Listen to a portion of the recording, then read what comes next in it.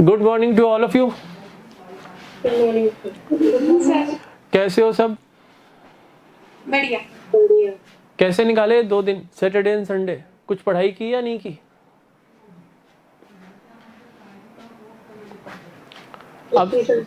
अब सब चुप हो। अरे जवाब तो दो, कौन सा चैप्टर पढ़ा हमारे 11th अकाउंट्स के अंदर? थर्ड चैप्टर पढ़ा। एक बच्ची बोली सर मैंने थर्ड चैप्टर पढ़ा। 1 मिनट, मेरे को पता तो लगे कौन जवाब दे रहा। वीडियोस ऑन कर लो बच्चों, वीडियोस ऑन करना। हाँ, अब बोलो। एक बच्चे ने वीडियो ऑन किया है, बाकी क्या कोई प्रॉब्लम है वीडियो ऑन करने में? हाँ बोलो। मिस मंगल ने तो थर्ड चैप्टर पढ़ा। Other students? Accounting equations. Okay, Pandey ji? ऐसा डाउट भी है सर? है? पांडे के साथ डाउट भी है उसमें। किसमें, कौन से चैप्टर में डाउट्स हैं? उसमें अकाउंटिंग इक्वेशन में जब हम वो निकालते ना, मतलब इलस्ट्रेशन कर रहे थे, हाँ, तो उसमें कोई जो ट्रांजैक्शन थी ना, उसमें समझ में नहीं आ रहा था। कुछ समझ में नहीं आ रहा था।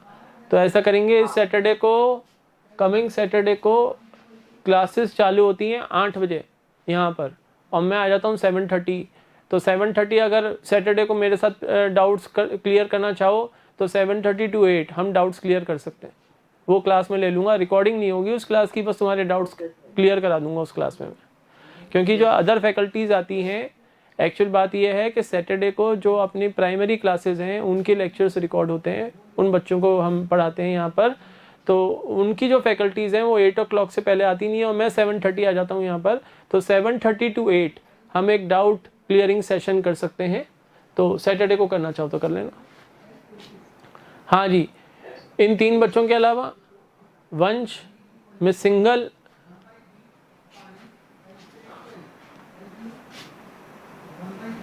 वरुण, क्या किया बेटा 2 दिन?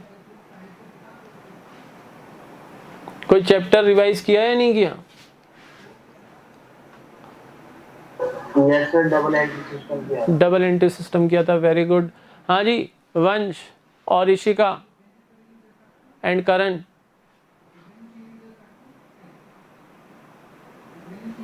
कोई जवाब नहीं। डिम्पल?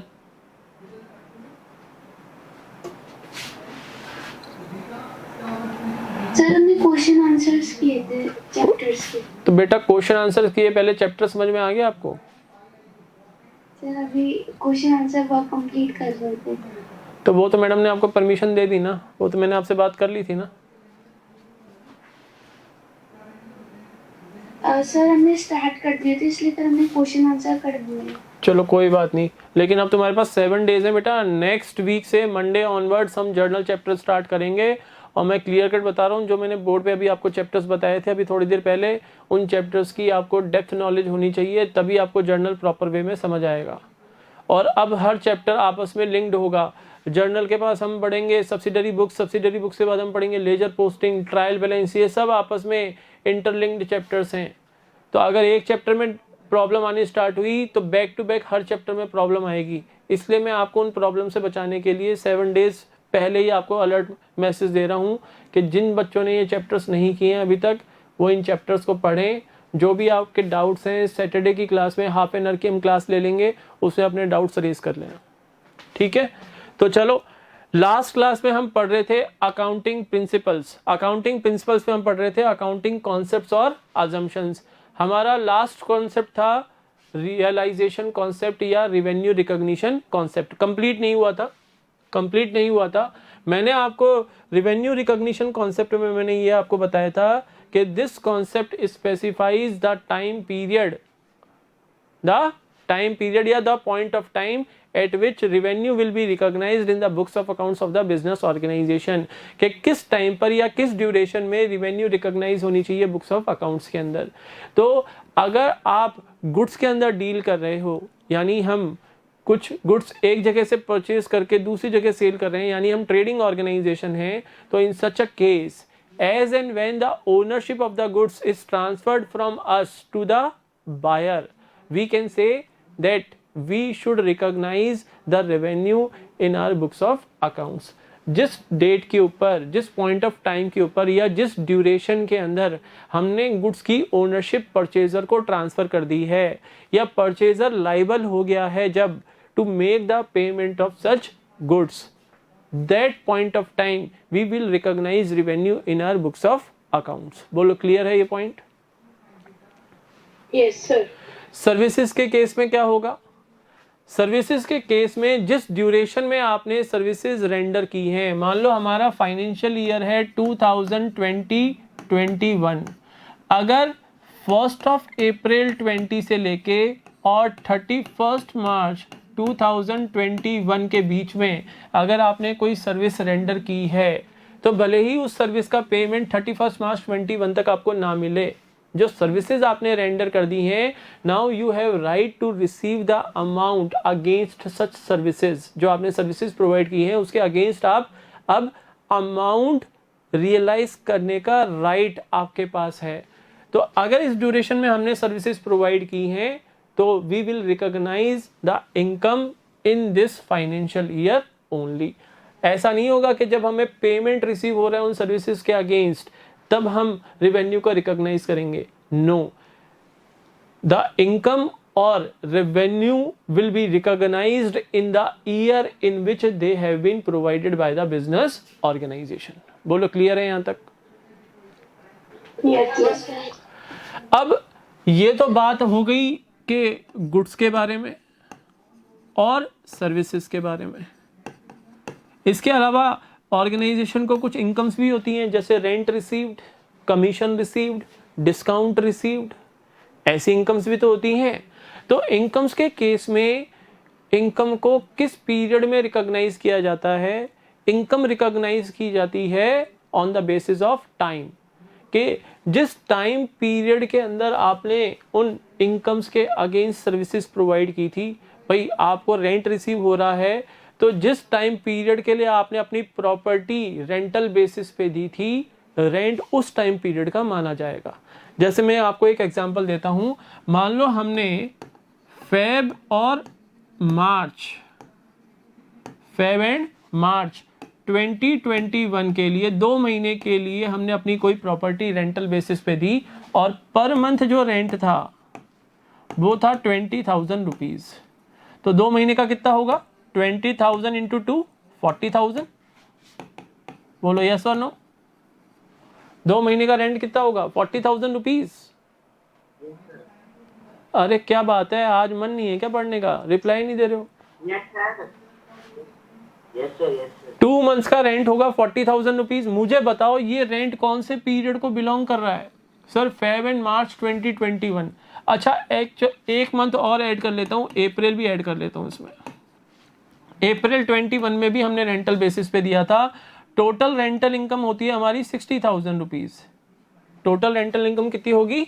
60,000 रुपीज।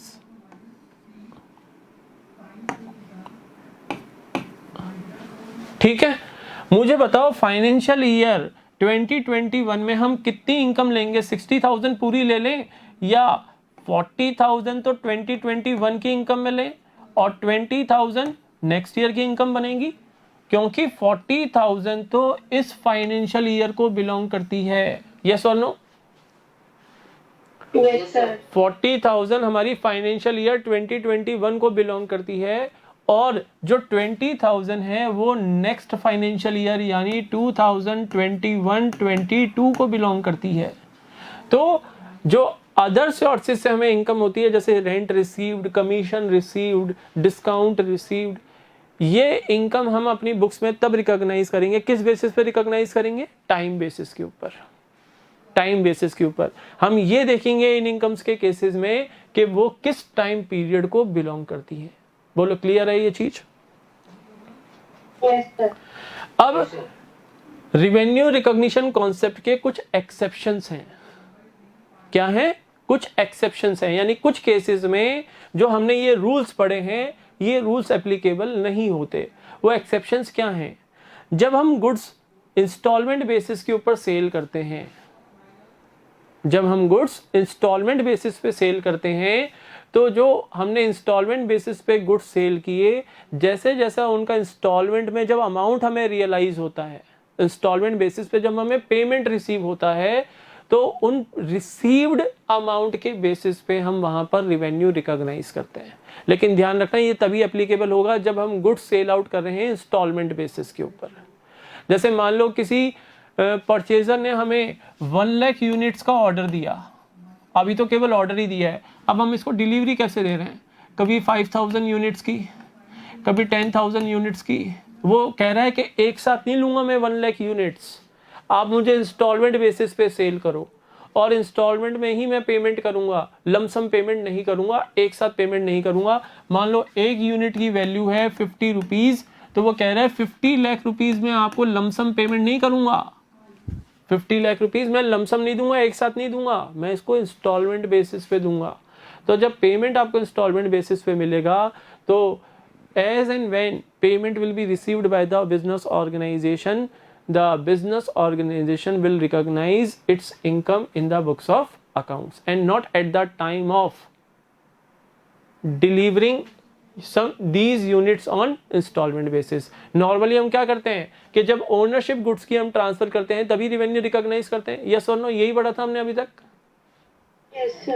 लेकिन जब इंस्टॉलमेंट बेसिस पे सेल हो रही है और पेमेंट भी इंस्टॉलमेंट बेसिस पे ही मिल रहा है, तो जब पेमेंट हमें रिसीव होगा तब हम रिवेन्यू रिकॉग्नाइज करेंगे बुक्स के अंदर। बोलो, बात समझ में आ गई? Yes, sir.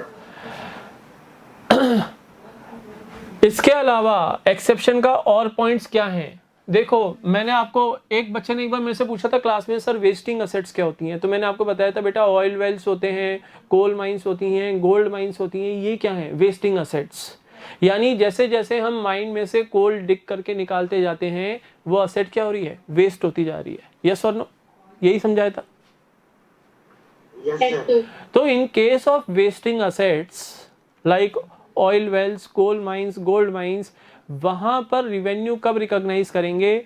जैसे ही मान लो कोल माइन का एग्जांपल लेते हैं, माइन में से अगर मान लो हमने 100 टन्स कोल निकाला डिग करके, तो जितना कोल आपने निकाल लिया यानी वो प्रोडक्शन हो गया कोयले का, तो जितना कोल आपने निकाला 100 टन्स, जैसे ही आपने डिग करके माइन से बाहर निकाला, एट द सेम टाइम हम रेवेन्यू बुक करेंगे। यानी हम ये मान लेंगे कि 100 टन्स कोल हमने क्या कर दिया? सेल आउट कर दिया। हालांकि ये पॉसिबल है कि सेल तो बाद में होगा, उस कोल का यूटिलाइजेशन बाद में होगा, सेल्स बाद में होंगी, लेकिन जैसे ही माइन से कोल निकलेगा हम ये मानेंगे कि रेवेन्यू बुक हो गई है बुक्स ऑफ अकाउंट्स में। And at the same time हम अपनी बुक्स ऑफ अकाउंट्स में 100 टन्स कोल की रेवेन्यू बुक करेंगे। यानी एट द सेम टाइम जैसे ही प्रोडक्शन हुआ उसी टाइम हम सेल भी बुक कर लेंगे। ऑयल वेल से मान लो हमने 1000 लीटर्स ऑयल एक्सट्रैक्ट किया, तो जैसे ही ऑयल वेल से 1000 लीटर्स ऑयल एक्सट्रैक्ट करेंगे, एट द सेम टाइम हम 1000 लीटर ऑफ ऑयल का रेवेन्यू बुक करेंगे। सर ऐसा क्यों? क्योंकि बेटा जो चीज़ आप कोल माइन से निकाल रहे हो, कोयला निकाल रहे हो, ऑयल वेल से ऑयल निकाल रहे हो, फ्यूचर में जाके वो सेल तो होगी किसी ना किसी पॉइंट पे जाके। ऐसा तो है सेल होगा नहीं भाई, उसको स्टोर करके रखोगे, सेल तो होगा, लेकिन वहां पर आगे कोई क्राइटेरिया, कोई बेसिस हमें नहीं मिलता जिसके बेसिस पे हम रेवेन्यू बुक करें। तो in case of wasting assets, at the time of production, at the time of production itself हम रेवेन्यू रिकॉग्नाइज करते हैं बुक्स ऑफ अकाउंट्स में। ये एक्सेप्शन के पॉइंट्स आपको याद रखने पड़ेंगे, ध्यान रखने पड़ेंगे। इसके अलावा एक एक्सेप्शन और है, जो बड़े बड़े कंस्ट्रक्शन कॉन्ट्रैक्ट्स होते हैं, कंस्ट्रक्शन प्रोजेक्ट्स होते हैं बड़े बड़े, जैसे आपके घर के आसपास कोई रेजिडेंशियल कॉलोनी होगी, बहुत बड़ी अपार्टमेंट होगा, 10 मंजिल की बिल्डिंग बन रही है, 20 मंजिल की बिल्डिंग बन रही है, तो उस बिल्डिंग को बनने में टाइम भी तो लगता है। तो जो बड़े बड़े कंस्ट्रक्शन प्रोजेक्ट होते हैं उस केस के अंदर रिवेन्यू किस बेसिस पे रिकॉग्नाइज होती है? भाई मान लो 20 मंजिल की बिल्डिंग बन रही है, 20 फ्लोर्स की बिल्डिंग बन रही है और उसमें मान लो 5 फ्लोर्स आपके कंप्लीट हो चुके, तो 20 फ्लोर्स की मान लो इनकम है 1 करोड़ रुपए। कितनी है? 1 करोड़ रुपए 20 फ्लोर्स की। ये मान फॉर एन एग्जाम्पल मान सकते हैं कि 20 फ्लोर्स अगर कंप्लीट हो जाते हैं तो इनकम कितनी होगी? 1 करोड़ रुपीज। अगर आपने 5 फ्लोर्स कंप्लीट कर लिए हैं by the end of the current year, कौन सा ईयर है हमारा? वही 2021, यानी 31 मार्च 21 तक आपके 5 फ्लोर्स कंप्लीट हो गए और हमने इसी साल ये कंस्ट्रक्शन का काम चालू किया था, तो इस साल में हमने 5 फ्लोर्स कंप्लीट कर लिए। तो 1 करोड़ का 25%, आपने 25% वर्क कंप्लीट कर लिया ना, आउट ऑफ 20 फ्लोर्स 5 फ्लोर्स आपके कंप्लीट हो गए। तो जो 1 करोड़ रुपीस का जो प्रोजेक्ट था उसका 25% आप रेवेन्यू बुक करोगे, क्योंकि आपका 25% वर्क कंप्लीट हो गया है। तो 25% यानी प्रोपोर्शनेट रेवेन्यू आप बुक करोगे, क्योंकि यहाँ पर जो प्रोजेक्ट कंप्लीट होगा, हो सकता है 5 साल भी लग जाए, 10 साल भी लग जाए। तो जितना प्रोजेक्ट आपने कंप्लीट कर लिया, प्रोपोर्शनेटली उतनी रेवेन्यू भी आप बुक्स ऑफ अकाउंट्स के अंदर बुक करोगे। आप ये वेट नहीं करोगे कि जब हमारा प्रोजेक्ट कंप्लीट होगा एक साथ हम उस टाइम रेवेन्यू बुक करेंगे। नो, उस केस में तो फिर बहुत दिक्कतें हो जाएंगी, क्योंकि हर साल आपके एक्सपेंडिचर होंगे प्रोजेक्ट को कंप्लीट करने में। अगर आप रेवेन्यू तो बुक कर नहीं रहे हो और केवल एक्सपेंसेस दिखा रहे हो, तो फिर तो ऑर्गेनाइजेशन हैवी लॉसेस में दिखेगी जब तक प्रोजेक्ट कंप्लीट नहीं होता। तो जो लॉन्ग टर्म कंस्ट्रक्शन प्रोजेक्ट होते हैं, उन प्रोजेक्ट्स के केसेस के अंदर रेवेन्यू को प्रोपोर्शनेट बेसिस के ऊपर रिकॉग्नाइज किया जाता है बुक्स ऑफ अकाउंट्स में, on the basis of proportionate part of project completed. बोलो, क्लियर है? Yes Yes, sir. ठीक है। अब आपका सेकंड लास्ट कॉन्सेप्ट है मैचिंग कॉन्सेप्ट। हमने कॉन्सेप्ट पढ़ा था अक्रूवल कॉन्सेप्ट, Yes, sir. और वहां पर मैंने आपको एक सेंटेंस अंडरलाइन करवाया था, हाईलाइट करवाया था कि accrual concept is often regarded as या often described as matching concept. Yes, sir. तो मैचिंग कॉन्सेप्ट है क्या? आप देखो,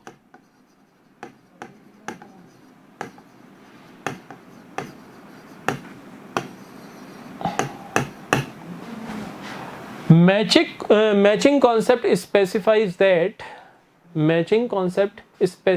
that कि whenever the final accounts of a business organization is prepared, जब कभी भी किसी बिजनेस ऑर्गेनाइजेशन के फाइनल अकाउंट्स बनेंगे at the end of the financial year, तो उस पर्टिकुलर फाइनेंशियल ईयर से रिलेटेड जो रेवेन्यूज हैं, जो इनकम्स हैं, उनके अगेंस्ट वो ही एक्सपेंसेस एंड लॉसेस हम कंसिडर करेंगे जो उन रेवेन्यूज या इनकम्स को जनरेट करने में इनकर किए हैं ऑर्गेनाइजेशन ने। मान लो हमारा फाइनेंशियल ईयर है 2020-21, हम जब इस फाइनेंशियल ईयर के एंड में यानी 31 मार्च 21 को जब हम फाइनल अकाउंट्स बना रहे हैं, यानी हम बना रहे हैं trading and profit and loss account and balance sheet, तो trading and profit and loss account में हम क्रेडिट साइड में दिखाते हैं इनकम्स। क्रेडिट साइड में क्या दिखाते हैं बच्चों? इनकम्स। और डेबिट साइड में हम दिखाते हैं एक्सपेंसेस एंड लॉसेस। तो आपको करना क्या है कि first of all, according to the matching concept, first of all incomes and gains earned during the year 2021 will be recognized on the basis of revenue recognition concept। बोलो, बात समझ में आई कि इस साल में रेवेन्यू रिकॉग्निशन कॉन्सेप्ट के basis पे जो भी इनकम्स हमने अर्न की हैं, whether they have been received in cash और नॉट, कैश में रिसीव हुई हैं या नहीं हुई, नेक्स्ट ईयर रिसीव होंगी या प्रीवियस ईयर ही रिसीव हो गई थी, उससे हमें कोई मतलब नहीं है करंट ईयर की इनकम, तो करंट ईयर के प्रॉफिट एंड लॉस अकाउंट में क्रेडिट साइड में उनको रिकॉग्नाइज करोगे, शो करोगे। क्लियर है यहाँ तक? Yes, sir. उसके बाद इन इनकम्स को अर्न करने में ड्यूरिंग द ईयर 2021 जो आपने एक्सपेंसेस और लॉसेस इनकर किए, ध्यान रखना केवल इन्हीं इनकम्स को अर्न करने में, नेक्स्ट ईयर की इनकम को अर्न करने में अगर कुछ एक्सपेंसेस इनकर किए हैं तो उन एक्सपेंसेस को हम कंसिडर नहीं करेंगे।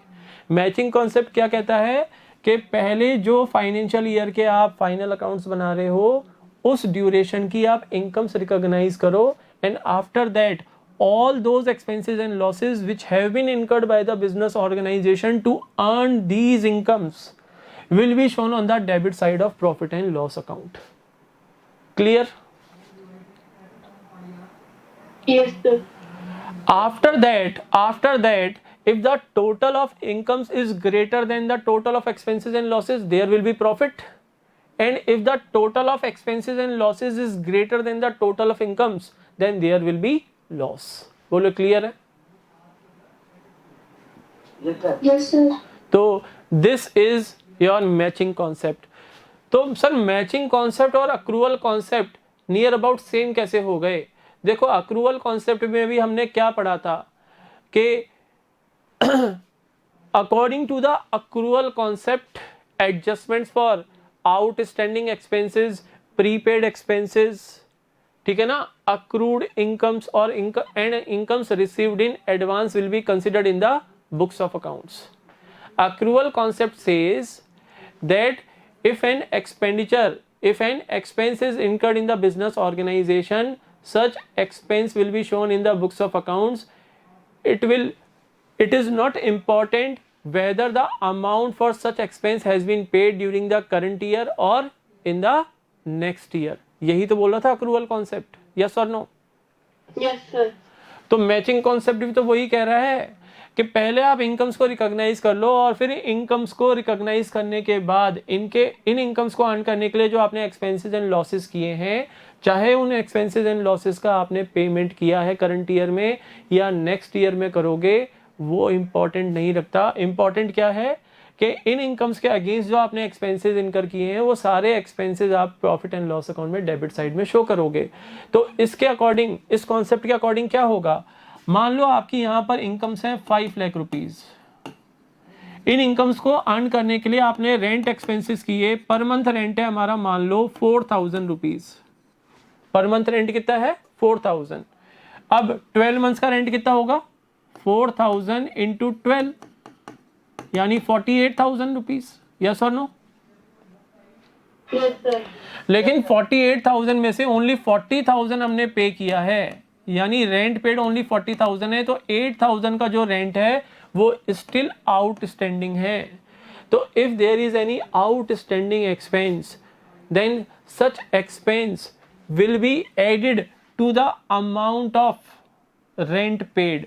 यहाँ पर आउटस्टैंडिंग रेंट है 8,000 जबकि रेंट पेड है ओनली 40,000, तो हम टोटल एक्सपेंस दिखाएंगे 40,000 जो रेंट उसमें पे किया है उसमें 8,000 आउटस्टैंडिंग रेंट ऐड करके आउटर कॉलम में P&L अकाउंट में 48,000 टोटल रेंट शो करेंगे। ये कोई मायने नहीं रखता कि ये 8,000 हमने करंट ईयर में पे किया या हम नेक्स्ट ईयर में पे करेंगे, इनकर तो करंट ईयर में ही हुआ है। ये करंट ईयर की इनकम को जनरेट करने के लिए हमने खर्चे किए हैं। यस और नो? Yes, sir. और देखो एग्जांपल, मान लो ये 5 लाख रुपीस की इनकम जनरेट करने के लिए हमने during the year insurance premium का पेमेंट किया।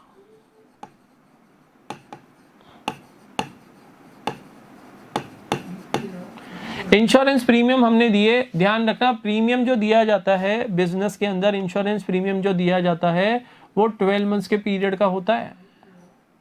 जो जर्नल इंश्योरेंस होता है ना, जर्नल इंश्योरेंस यानी जो जैसे आप कार के ऊपर बाइक का इंश्योरेंस कराते हो वो 12 महीने से ज्यादा का नहीं होता, 1 साल का ही होता है वो इंश्योरेंस। यस और नो? पता है क्या ये चीजें? Yes, sir. Yes, sir. तो मान लो हमने इंश्योरेंस प्रीमियम का पेमेंट किया, कब हमने पेमेंट किया? जुलाई 1 को, जुलाई 1 20 को इंश्योरेंस प्रीमियम का पेमेंट किया 12,000 रुपए का। अगर जुलाई 1 को आपने अपनी मोटर बाइक का अगर इंश्योरेंस करवाया है तो ये इंश्योरेंस एक्सपायर कब होगा? जून 30 21 को। 1 साल तक चलेगा। बोलो, बात समझ में आ रही है? अगर किसी पर्सन ने 1 जुलाई 20 को अपनी बाइक का इंश्योरेंस करवाया है तो वो 12 महीने तक चलेगा, तो एक्सपायर कब होगा? 30 जून 2021 को। अब मुझे बताओ 30 जून 2021 ये तो नेक्स्ट ईयर पे चली गई, इससे पहले तो हमारा 31 मार्च 21 आ जाएगा जहां पर हमारा फाइनेंशियल ईयर क्लोज हो जाता है। यस और no? Yes, sir. Yes, sir. तो मुझे बताओ क्या ये जो 12,000 रुपए हमने इंश्योरेंस प्रीमियम के दिए हैं ये पूरे 12,000 करंट ईयर से बिलोंग करते हैं या इसका कुछ पोर्शन नेक्स्ट ईयर से भी बिलोंग करता है? सर कुछ नेक्स्ट ईयर से बिलोंग करता है। कुछ नेक्स्ट ईयर से भी बिलोंग करता है। यस और नो? 12,000 अगर 12 मंथ्स का प्रीमियम है तो पर मंथ प्रीमियम कितना है? 1,000 rupees. Per month premium 1,000 rupees है। हमारा 31 मार्च से लेके 38 तक जून तक यहाँ पर पीरियड होता है 3 मंथ्स का, यानी 3000 रुपीज इसमें से नेक्स्ट ईयर को बिलोंग करते हैं, यानी करंट ईयर के प्रीमियम के खर्चे कितने हैं? ओनली 9000। करंट ईयर के इंश्योरेंस प्रीमियम के खर्चे कितने हैं? 9000 ओनली। तो जब आप प्रॉफिट एंड लॉस अकाउंट में इंश्योरेंस प्रीमियम लिखोगे तो ये जो आउटर कॉलम है, आप इनर कॉलम में लिखोगे 12,000 रुपीज टू इंश्योरेंस प्रीमियम। फिर इसमें से मैं आपसे लेस करवाऊंगा प्रीपेड इंश्योरेंस प्रीमियम, कितना? 3000, क्योंकि ये नेक्स्ट ईयर को बिलोंग करता है। करंट ईयर के प्रीमियम के खर्चे कितने हैं? ओनली 9000, जो कि हमने इस इनकम को जनरेट करने के लिए खर्च किए। बोलो बात आ रही है समझ में? Yes, sir. Yes, sir. इसके अलावा हम जैसे मान लो आपने यहाँ पे मान लो हमने रेंट रिसीव किया, bye rent received during the year 2021, मान लो हमने 50,000 का रेंट रिसीव किया। कितने का किया? 50,000।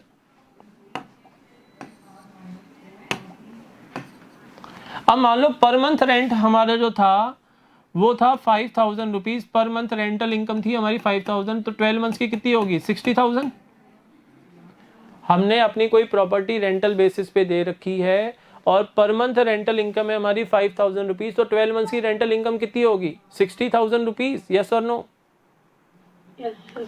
लेकिन ड्यूरिंग द ईयर हमने रिसीव ओनली 50,000 ही किया है, तो इसका मतलब ये थोड़ी ना जो रिमेनिंग 10,000 है वो करंट ईयर की इनकम नहीं है। वो है तो करंट ईयर की इनकम ही, लेकिन रिसीव करंट ईयर में नहीं हुई, यानी वो रिसीव कब होगी? नेक्स्ट ईयर में। बेटा करंट ईयर में नहीं हुई तो नेक्स्ट ईयर में देगा। Yes, sir. तो उसको हम बोलते हैं अक्रूड रेंट। अक्रूड यानी rent earned but not yet received. तो ऐसी रेंटल इनकम को, यानी ऐसी अक्रूड इनकम को हम करंट ईयर की इनकम में ही ऐड करते हैं। ऐड अक्रूड रेंट 10,000 रुपीज और टोटल इनकम हम बुक करेंगे 60,000 rupees. In the same way अगर मान लो हमें 50,000 रुपीज के कोई इनकम हुई है, लेकिन इस इनकम में से कुछ पोर्शन नेक्स्ट ईयर को बिलोंग करता है, यानी अगर कोई इनकम रिसीव्ड इन एडवांस हो गई, वो है तो नेक्स्ट ईयर की इनकम लेकिन रिसीव हमें करंट ईयर में ही हो गई है, तो in order to calculate the income related to the current year हम नेक्स्ट ईयर की जो हमें एडवांस इनकम मिली है उसको लेस कर देंगे और केवल करंट ईयर की income he profit and loss account में क्रेडिट करेंगे। बोलो बात आई समझ के अंदर? बच्चों समझ में आ रहे हैं ना? कोशिश करो, अगर कोई डाउट्स हैं तो पूछो। हाँ बेटा बोलो। कोई डाउट नहीं है। कोई डाउट नहीं सर। इसके अलावा और कोई भी एग्जांपल है क्या? हाँ है। देखो एक ऑर्गेनाइजेशन, मान लो हमने 1 लाख रुपीस के गुड्स परचेज किए थे ड्यूरिंग द ईयर और इसमें से केवल 80,000 के गुड्स ही करंट ईयर में सेल हुए, तो जो 20,000 की वैल्यू के गुड्स हैं वो अनसोल्ड गुड्स है। यस और नो? Yes, sir. तो 20,000 की वैल्यू के गुड्स और इन गुड्स को परचेज करने में जो एक्सपेंसेस हुए थे, अब वो नेक्स्ट ईयर के प्रॉफिट या लॉसेस कैलकुलेट करने में कंसिडर होंगे। इसलिए 20,000 की वैल्यू के goods along with the expenses incurred on purchasing of such goods will be transfer to the next financial year. ये 20,000 हमारे करंट ईयर का क्लोजिंग स्टॉक होगा और नेक्स्ट ईयर का क्या होगा? Opening stock. बोलो बात आ रही है समझ में? Yes, sir. Yes sir. तो ये था आपका मैचिंग कॉन्सेप्ट। आप देखोगे ना ये रिजेंबल कर रहा है आपका अक्रूवल कॉन्सेप्ट को। अक्रूवल कॉन्सेप्ट और मैचिंग कॉन्सेप्ट आज दोनों बैक टू बैक पढ़ना आप, तो आपको दिखेगा कि अक्रूवल कॉन्सेप्ट और मैचिंग कॉन्सेप्ट एक दूसरे को क्या करते हैं? रिजेंबल करते हैं। ठीक है, पढ़ोगे एक के बाद एक, बैक टू बैक पढ़ोगे इन कॉन्सेप्ट्स को आज। नाउ नेक्स्ट कॉन्सेप्ट है आपका last concept, objectivity concept. Last concept objectivity concept, और कल फिर हम पढ़ेंगे कॉन्वेंशंस। ऑब्जेक्टिविटी कॉन्सेप्ट क्या कहता है? ऑब्जेक्टिविटी कॉन्सेप्ट कहता है कि जो फाइनेंशियल ट्रांजैक्शंस हैं related to the business organisation must be recorded in the books of business organisation in an objective manner. Objective manner यानी कि जो भी फाइनेंशियल ट्रांजेक्शन्स हमारी बुक्स ऑफ अकाउंट्स में हम रिकॉर्ड कर रहे हैं, they must be capable to be verified by some source documents, कि जो भी ट्रांजैक्शन आप रिकॉर्ड कर रहे हो बुक्स ऑफ अकाउंट्स के अंदर वो वेरीफाइएबल होनी चाहिए, यानी उनके अगेंस्ट आपके पास कोई श्योर्स डॉक्यूमेंट्स अवेलेबल होना चाहिए। जैसे मान लो आप रिकॉर्ड कर रहे हो प्लांट, कि आपने प्लांट परचेज किया वर्थ ₹5 लाख, 5 लाख का आपने प्लांट परचेज किया। तो अगर ये प्लांट परचेज की एंट्री आप बुक्स ऑफ अकाउंट्स के अंदर पास कर रहे हो, तो इस एंट्री को वेरीफाई करने के लिए श्योर्स डॉक्यूमेंट अवेलेबल होना चाहिए। अब प्लांट परचेज किया है, अगर कैश बेसिस पे परचेज किया है तो श्योर्स डॉक्यूमेंट क्या होगा, आपके पास परचेज एग्रीमेंट अवेलेबल होगा। प्लांट परचेज किया है 5 लाख रुपीज, अगर आपने पेमेंट किया है तो आपके पास क्या होगा, कैश मेमो, यानी प्लांट को परचेज करने का बिल आपके पास अवेलेबल होगा। सर अगर हम क्रेडिट बेसिस पे परचेज करके लाए हैं तो क्रेडिट बिल अवेलेबल होगा, या फिर जो सेलर है उसने इनवॉइस जनरेट करके दिया होगा वो आपके पास अवेलेबल होना चाहिए। यस और नो? Yes sir. तो ये है आपका ऑब्जेक्टिविटी कॉन्सेप्ट, इसमें और कुछ नहीं है। इसमें बस यही बोला जाता है कि each and every business transaction must be recorded in the books of accounts of the business organization in an objective manner, यानी it means those business transactions must be verifiable by the source documents। Her business transaction के साथ एक source document attached होना चाहिए ताकि true and fair view मिले हमें of the financial performance and the financial position of the business organisation. बोलो clear है? Yes sir. पढ़ें, बुक में से पढ़ें एक बार। Yes sir. देख लो, this concept requires that accounting transaction should be recorded in an objective manner free from the personal bias of either management और the accountant who prepares the accounts. Personal bias यानी कि कोई जो management है या जो बुक्स ऑफ अकाउंट्स प्रिपेयर कर रहा है, मेंटेन कर रहा है, अकाउंटेंट है, उसके कोई पर्सनल बायस नहीं हो, यानी वो यूजर्स के साथ कोई भेदभाव ना करे, किसी को फेवर ना करे। फेवरिज्म वाली बात नहीं होनी चाहिए बुक्स ऑफ अकाउंट्स प्रिपेयर करते समय। It is possible only when each transaction is supported by verifiable documents and vouchers such as cash memos, invoices, sales bill, paying slip, correspondence agreement, etc. अरे sir ये तो वही चीजें हैं ना जो हमने सोर्स डॉक्यूमेंट्स में पढ़ी थी। हाँ वही चीजें हैं, वही चीजें हैं, तभी तो पहले वो चैप्टर पढ़ाया था। नहीं तो यहाँ पे फिर आप मेरे से पूछते सर कैश मेमो क्या होता है, सर इनवॉइस क्या होता है, तो फिर मैं कहता बेटा बाद में पढ़ेंगे। फिर मैं तुम्हें कहता कि बेटा क्वेरीज के ऊपर एक बार ब्रेक्स लगाओ, अभी तो यहाँ पे पढ़ लो, बाद में पढ़ेंगे। इसलिए वो चैप्टर्स मैंने पहले पढ़ा दिए। For example, when the goods are purchased for cash, the transaction must be supported by cash receipt। अगर आपने गुड्स कैश बेसिस पे परचेज किए हैं तो एक तो आपके पास कैश मेमो होगा, सेलर ने आपको कैश मेमो जनरेट करके दिया होगा, कैश मेमो की ओरिजिनल कॉपी आपके पास होगी। अगर मान लो कैश मेमो की ओरिजिनल कॉपी आपके पास खो भी गई है तो भी at the time of making payment, जब आप गुड्स परचेज कर रहे हो, आपने पेमेंट भी तो किया, तो सामने वाले ने पेमेंट रिसीव किया, तो पेमेंट रिसीव करते ही वो आपको क्या देगा, कैश रेसीट देगा। यस और नो? Yes sir. तो वो कैश रेसीट की ओरिजिनल कॉपी भी तो आपके पास होगी। कैश मेमो खो गया तो कैश रेसीट अवेलेबल होगी, दोनों में से एक तो होगा, और हो सकता है दोनों ही अवेलेबल हो, तो वो आपका सोर्स डॉक्यूमेंट का काम करेगा। तो when the goods are purchased for cash, the transaction must be supported by cash receipt for money paid, and if the goods are purchased on credit, the transaction must be supported by a copy of invoice or delivery challan। The cash receipt or invoice become the documentary evidence of the transaction and provide an objective basis for verifying the transactions। Objectivity is one of the reason for adopting the historical cost। हमने cost concept क्यों पढ़ा था या नहीं पढ़ा था? Cost concept में हमने क्या पढ़ा था कि जो फिक्स्ड असेट्स हैं वो बुक्स ऑफ अकाउंट्स में कॉस्ट प्राइस पे रिकॉर्ड की जाती हैं and not at the market value. क्यों? क्योंकि वहां पर भी ऑब्जेक्टिविटी कॉन्सेप्ट यूज होता है। ऑब्जेक्टिविटी कॉन्सेप्ट क्या कहता है कि जो फाइनेंशियल ट्रांजैक्शंस हैं must be supported by some source document. अब बेटा कॉस्ट कॉन्सेप्ट जब हम फॉलो करते हैं तो जो प्लांट हम परचेज करके लेके आ रहे हैं उसका परचेज बिल तो हमारे पास अवेलेबल होगा ना। एज अ सोर्स डॉक्यूमेंट हम वो परचेज बिल शो कर सकते हैं, लेकिन market value time to time change होती रहती है, प्लेस टू प्लेस चेंज होगी। ब्यावर में कोई और रेट है, जयपुर में कोई और रेट है, दिल्ली में कोई और रेट है, एग्जाम्पल दिया था मैंने आपको क्लास के अंदर। इसलिए हिस्टोरिकल कॉस्ट कॉन्सेप्ट को फॉलो किया जाता है while recording the purchase of the fixed assets. जब टेंजिबल फिक्स्ड असेट्स परचेज की जाती हैं या इंटेंजिबल फिक्स्ड असेट्स परचेज की जाती हैं तो उनको कॉस्ट प्राइस पे शो किया जाता है बुक्स ऑफ अकाउंट्स में, क्योंकि वो इजीली वेरीफाई की जा सकती हैं transactions. On the contrary, if assets are recorded on their market value the objectivity can not be adhere to. तो यहाँ पे जो ऑब्जेक्टिविटी है उसको आप एडहेयर नहीं कर सकते, यानी आप उसको प्रॉपरली फॉलो नहीं कर सकते। जो ऑब्जेक्टिविटी है उसको हम प्रॉपरली फॉलो नहीं कर पाएंगे उस केस के अंदर, बुक्स ऑफ अकाउंट्स के अंदर, क्योंकि मार्केट वैल्यू को वेरीफाई करना is not that easy, because the market value may differ from person to person and from place to place.